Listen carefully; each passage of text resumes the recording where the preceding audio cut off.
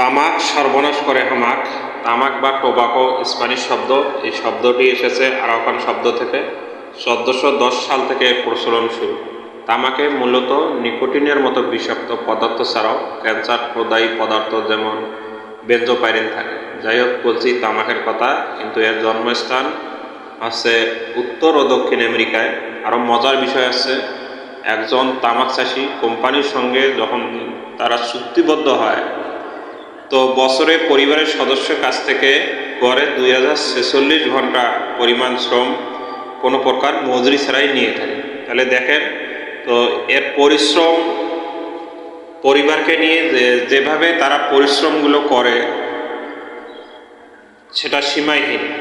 তামাক পণ্যের ধোঁয়া থেকে বিশ্বের বায়ুমণ্ডলে বছরে প্রায় 3000 থেকে 6000 মেট্রিক টন ফর্মালডিহাইড, 12,000 থেকে 47,000 টন নিকোটিন এবং কয়েক হাজার টন কার্বন ডাইঅক্সাইড, মিথেন এবং নাইট্রাস অক্সাইড যুক্ত হয়, যা পরিবেশের জন্য মারাত্মক হুমকি। তো এভাবে যদি আমরা তামাক চাষ করে পরিবেশ মানুষের ক্ষতি করি, তাহলে আমরা কিভাবে বিশ্বকে টিকিয়ে রাখতে পারব?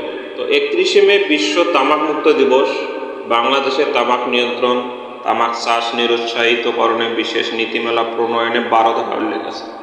প্রায় 10-11 বছর পেরিয়ে গেলেও আলোর মুখ দেখেনি। আমি আশা করব আমার এই ভিডিওর মাধ্যমে সারা পৃথিবী থেকে বিষাক্ত তামাক সম্পর্কে মানুষ সচেতন হবে, প্রতিজ্ঞা করবে, তামাক চাষ থেকে বিরতি নিয়ে আগামী প্রজন্মের ভবিষ্যৎ গঠনে ধূমপান মুক্ত রাষ্ট্র গঠন এবং স্মার্ট বাংলাদেশ তৈরিতে অংশগ্রহণ করে দেশ সেবার মতো মহৎ কাজ করতে এগিয়ে আসবে ইনশাআল্লাহ।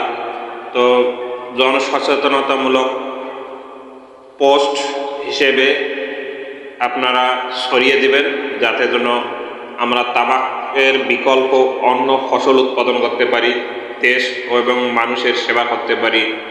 তো দেশ ও মানুষের সেবা করলে আল্লাহ তাআলা তাদেরকে মর্যাদা দান করবেন, এই আশা করে আমার ভিডিওটি ভালো লাগলে লাইক করবেন, কমেন্ট করবেন, শেয়ার করবেন বেশি বেশি করে। ভালো থাকবেন সবাই ইনশাআল্লাহ।